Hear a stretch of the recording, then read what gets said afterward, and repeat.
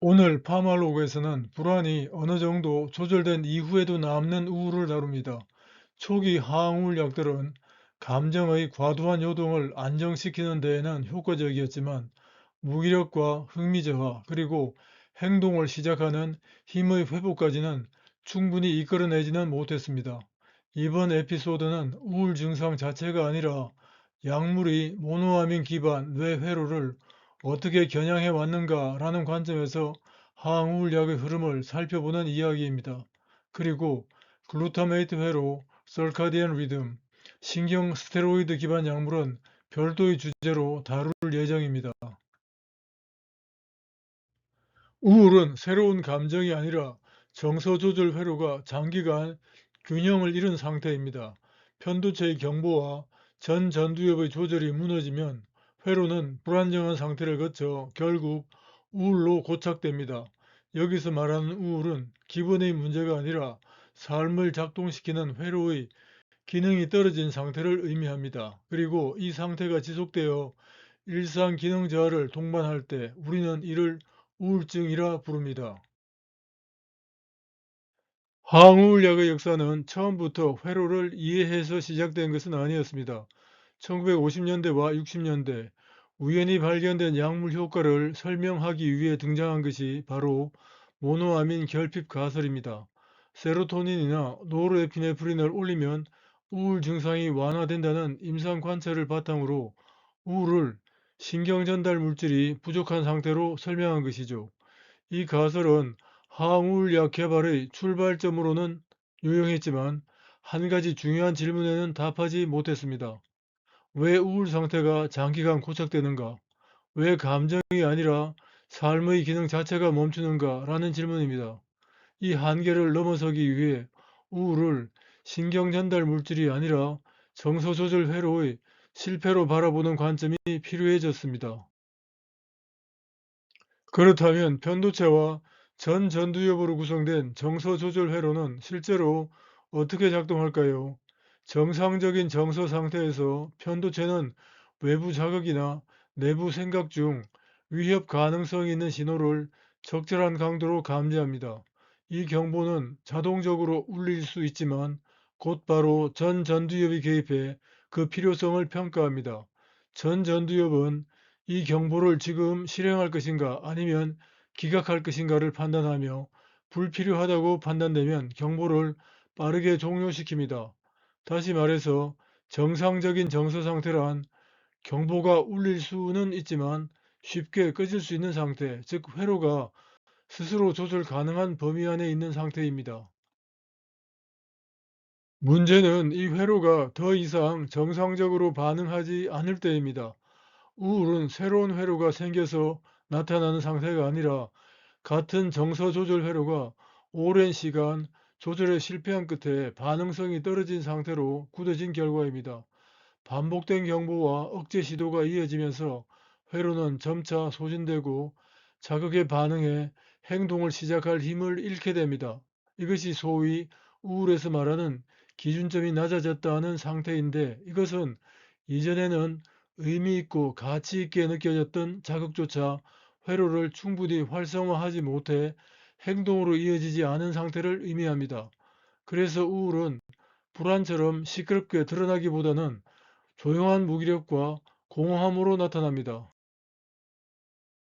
불안과 우울을 하나의 연속된 정서 조절 회로 문제로 이해하면서 치료는 먼저 과도한 경보 반응을 조절하는 방향으로 진행되었습니다. 이 과정에서 SSRI는 세로토닌 재흡수를 억제해 전두엽을 중심으로 한 상위 정서 조절 기능의 회복을 촉진했고 그 결과 편도체 반응이 과도하게 증폭되지 않도록 회로 간 균형을 재조정하는 데 기여했습니다. 실제로 많은 환자에서 불안은 감소하고 감정의 과도한 요동은 안정되었습니다. 그러나 시간이 지나며 또 다른 한계가 드러납니다. 감정은 가라앉았지만 무기력과 흥미 저하, 삶의 작동성 저하가 그대로 남는 경우가 적지 않았던 것입니다. 즉, 우울의 핵심 문제는 감정을 진정시키는 데서 끝나지 않았습니다. 생각하고 선택하고 움직이게 만드는 행동과 동기의 회복, 다시 말해 정서 조절 회로 전반의 기능을 어떻게 되살릴 것인가가 새로운 치료의 과제로 떠오르게 됩니다. 그리하여 정서 조절 회로 전반의 기능 회복을 목표로 등장한 전략이 바로 SNRI입니다.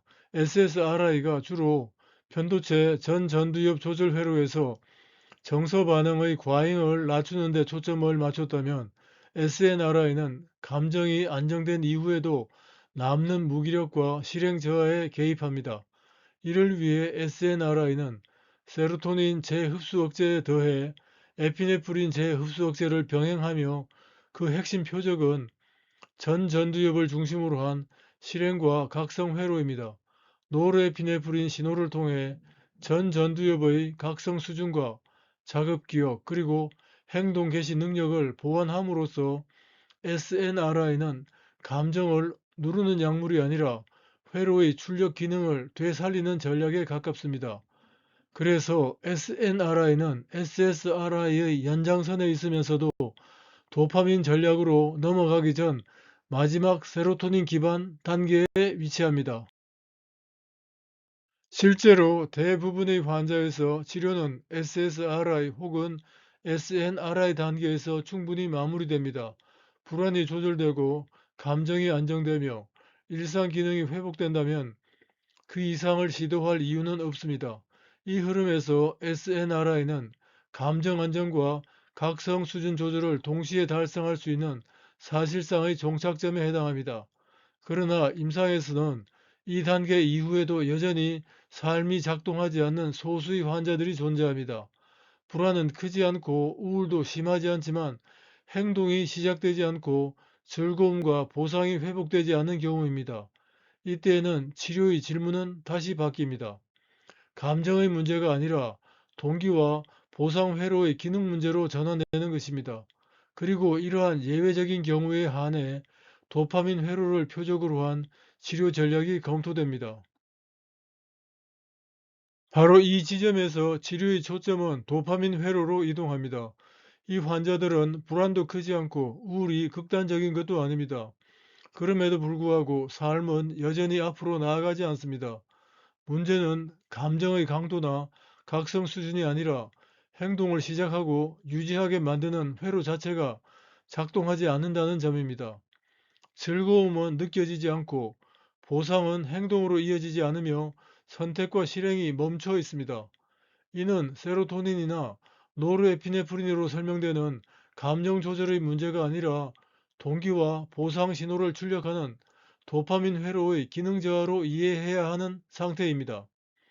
그래서 이 단계에서 치료의 질문은 얼마나 안정되었는가가 아니라 왜 여전히 행동이 시작되지 않는가로 바뀌게 됩니다. 도파민이 등장하면 흔히 쾌락을 떠올리지만 치료에서 중요한 역할은 기분을 올리는 것이 아닙니다. 도파민의 핵심 기능은 예측과 학습, 즉 어떤 행동이 보상으로 이어질지를 계산하고 그 결과를 반복하도록 만드는 신호입니다. 이 기능은 복측 피계 영역, 즉 좌핵, 그리고 전두엽으로 이어지는 보상 회로에서 작동하며 즐거움을 만드는 장치가 아니라 행동을 시작하고 유지하게 하는 회로입니다. 그래서 우울에서 도파민이 필요한 이유는 기분을 띄우기 위해서가 아니라 깨진 예측과 학습 회로를 다시 작동시키기 위해서입니다. 이 회로가 회복되지 않으면 감정이 안정돼도 삶은 앞으로 나아가지 않습니다. 그렇다면 어떤 도파민 전략이 필요할까요? 도파민의 문제는 많고 적음이 아니라 어떤 행동이 학습되고 강화되느냐의 문제입니다.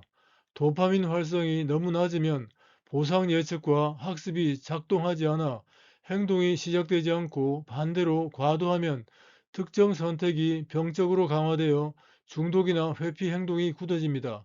즉, 도파민 치료의 핵심은 자극이 아니라 조절이며 어떤 회로에서 어떤 행동 신호를 회복할 것인가에 있습니다. 이 질문에 처음으로 현실적으로 답을 제시한 약물이 바로 부프로피온과 아리피프라졸입니다. 도파민 신호 조절을 통해 보상과 행동 개시 회로를 조정하려는 시도는 우울증 치료의 지평을 분명히 넓혔습니다. 그러나 임상에서는 여전히 불안, 불면, 식욕 저하처럼 SSRI나 SNRI 전략의 주변부에서 반복적으로 드러나는 문제들이 남아 있습니다. 이 지점에서 질문은 다시 이동합니다. 세로토닌 회로 자체를 다른 방식으로 다룰 수는 없을까? 미르타자핀, 즉 NASSA는 이 질문에 대한 답이었습니다. 이 계열은 노르에피네프린 방출을 증가시키고 이로 인한 세로토닌 신호의 간접적 증가와 더불어 어떤 세로토닌 경로를 차단할 것인가를 선택합니다.